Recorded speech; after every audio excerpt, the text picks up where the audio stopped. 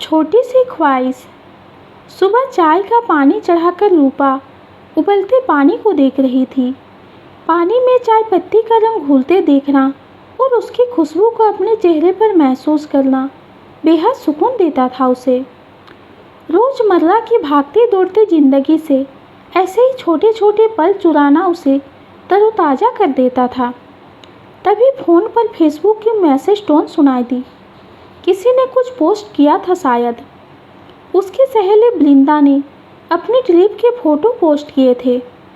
Photos बहुत ही सुंदर थी।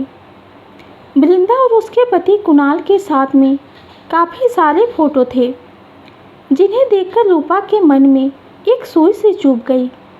ऐसा बिल्कुल भी नहीं था कि वो उन लोगों को पसंद नहीं करती थी और ना ही उनके मन में कोई जलन थी। बस फ़ोटो देखकर उसकी एक ख्वाहिश फिर सिर उठाने लगी थी। उसने फ़ोटोज़ लाइक की और एक कमेंट भी लिखा, वंडरफुल जोड़ी। साहिल और रूपा की शादी को 17 साल बीत चुके थे। सब कुछ ठीक ही था। उनके बीच अच्छी अंडरस्टैंडिंग थी। साहिल ने कभी किसी काम के लिए रोका नहीं। उसने शादी के बाद अपनी पढ़ाई जारी रखी, एमएससी और फिर पीएचडी किया। अब कॉलेज में प्रोफेसर की नौकरी कर रही थी। कई बार वो सोचती थी, क्या वो पूरी तरह से आज़ाद थी, क्योंकि हर काम के लिए साहिल की परमिशन तो लेनी पड़ती थी। जैसे कि घर पर किसी को बुलाने के पहले पूछना पड़ता था, कोई गेस्ट आ रहे हैं तो क्या खाना बनाना है, उसका अप्रूवल लेना पड़ता था। किसी को गिफ्ट देने से पहले साहिल से पूछना ही ठीक रहता था। कभी अगर वो अपने मन से गिफ्ट ले आए और साहिल को पता चला कि उसके मन मुताबिक नहीं है, अगले 5-6 दिन साहिल की नाराज़गी झेलना पक्का था। हर काम टाइम टेबल से चलता था। सुबह की चाय से लेकर रात के खाने तक का फिक्स टाइम था। 5 मिनट ऊपर नीचे हो जाता तो अगले 2-3 दिन भुगतना पड़ता था। और यही बातें उनके बच्चे अंशु और अमन के रूटीन का भी हिस्सा बन गई थी। जब कभी बच्चे साहिल के बर्ताव से चिढ़ जाते तो रूपा उन्हें समझाती, और जब वो खुद अपसेट होती तो बच्चे उसे संभाल लेते। बस इसी तरह जीवन चल रहा था। रूपा ने मान लिया था कि शायद शादी के बाद इस तरह का बदलाव नॉर्मल है। बहुत सारी पॉजिटिव बातें भी तो हैं उसके शादीशुदा ज़िंदगी में। क्या हुआ अगर कोई निर्णय नहीं ले सकती। बहुत सारी छोटी छोटी ख्वाहिशें थी उसकी, जिन्हें वो अनदेखा कर देती थी।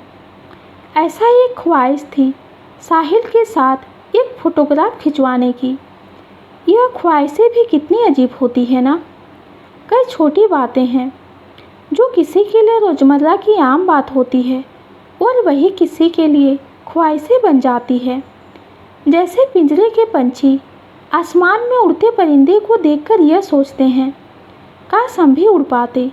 पर उन परिंदों के लिए तो हर रोज़ उड़ना ही उनकी ज़िंदगी है। जहाँ दुनिया भर के लोग अपनी हर छोटी बड़ी खुशी फ़ोटोज़ के रूप में दुनिया के साथ बांटते हैं, वहीं रूपा एक फ़ोटो के लिए तरस रही थी। और ऐसा नहीं था कि उसे सोशल मीडिया पर दिखावा करने के लिए यह फ़ोटो चाहिए थे। उसे तो बस अपनी यादों को संजोने के लिए चाहिए थे। साहिल हमेशा फ़ोटो लेने से कतराते थे। बच्चों के साथ तो फिर भी कभी कभार खड़े हो जाते थे फ़ोटो खिंचवाने के लिए, पर रूपा के साथ तो बिल्कुल नहीं। कारण क्या था उसे कभी समझ नहीं आया था। वो जानती थी कि यह सवाल पूछने पर साहिल उसे झिड़क देंगे, इसलिए उसने कभी पूछने की हिम्मत भी नहीं की थी। बच्चे डिनर करके अपने रूम में पढ़ाई कर रहे थे। हल्की सी फुहार पड़ने लगी थी। रात में जब फुहार आती है ऐसा लगता है जैसे काले बादलों के बीच से चांदी बरस रही हो। अक्सर वो फुहार को चेहरे पर महसूस करने बालकनी में खड़ी हो जाती थी। इन्हीं बारिश के दिनों में उनकी शादी हुई थी। कल उसकी एनिवर्सरी है। यह सोचकर मन भीग गया था उसका। वो अपने मन में पुराने एहसास टटोल रही थी, वो सुकून और पहले प्यार की कशिश। पहली बारिश होते ही वो उस समय में पहुंच जाया करती थी। उन दिनों के साहिल को याद करती और आंखों की कोर अक्सर भीग जाया करती थी। वो समय अलग था, वो साहिल भी अलग था। उसे प्यार करने वाला, उसके नखरे उठाने वाला, उसकी हर छोटी बड़ी ख्वाहिश पूरी करने वाला। उसे आज भी याद है, साहिल को ऑफिशियल टूर पर जाना था और उसके अगले ही दिन उन्हें एंगेजमेंट रिंग खरीदने जाना था।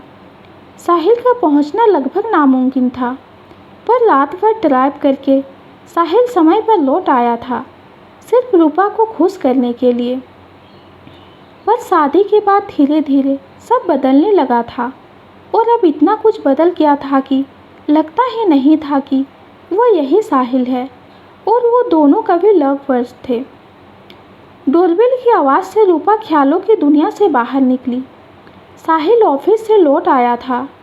रूपा ने अपनी उदास आंखों से मुस्कुराते हुए पूछा, कैसा रहा आज का दिन? ठीक था, साहिल ने थकी आवाज़ में कहा। चाय लोगे या खाना लगाऊं? साहिल ने कहा, खाना ही खाऊंगा। यह कहकर वो नहाने चला गया। खाना खाने के बाद साहिल स्टडी रूम में बैठकर कुछ पढ़ रहा था। रूपा किचन समेटकर बालकनी में आकर खड़ी हो गई और बादलों के ढके चांद को देख रही थी। साहिल कब आकर उसके पास खड़ा हो गया, उसे पता ही नहीं चला। कल तुम्हें क्या गिफ्ट चाहिए? साहिल ने पूछा तो चौंककर रूपा ने उसे देखा।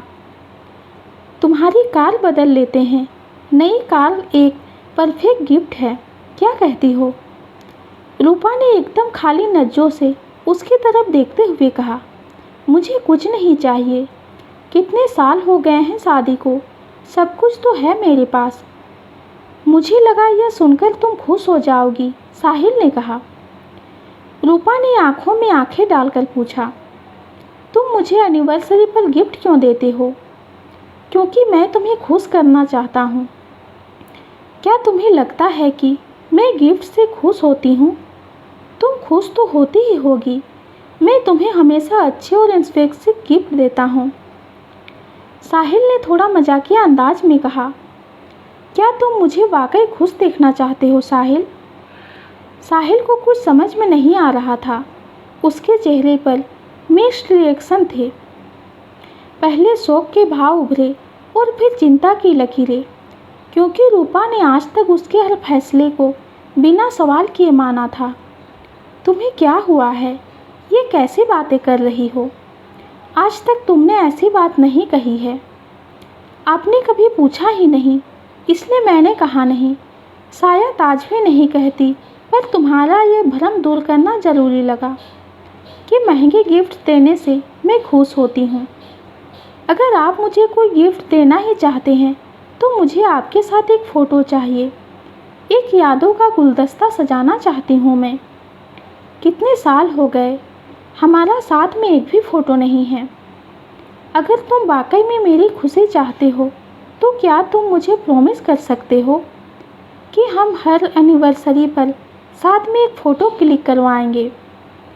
साहिल रूपा को देख रहा था, ऐसे जैसे भटकते हुए राही को कोई हाथ पकड़कर घर के रास्ते वापस ले आया हो।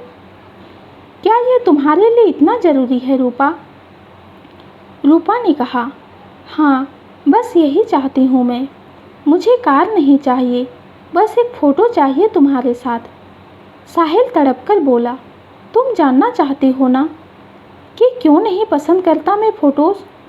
क्योंकि आजकल हर फोटोग्राफ सोशल मीडिया पर अपलोड कर दिया जाता है, जिन्हें हर कोई देखता है।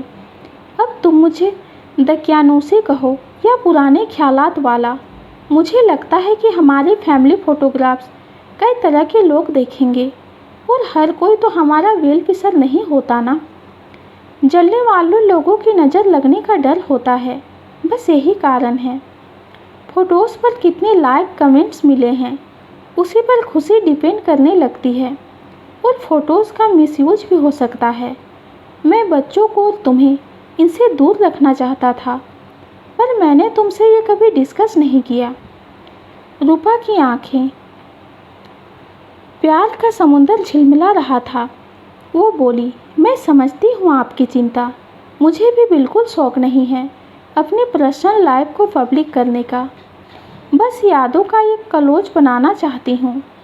बीते पलों का प्यारा सा गुलदस्ता बन जाए। इसमें हर रंग और हर खुशबू के फूल हों।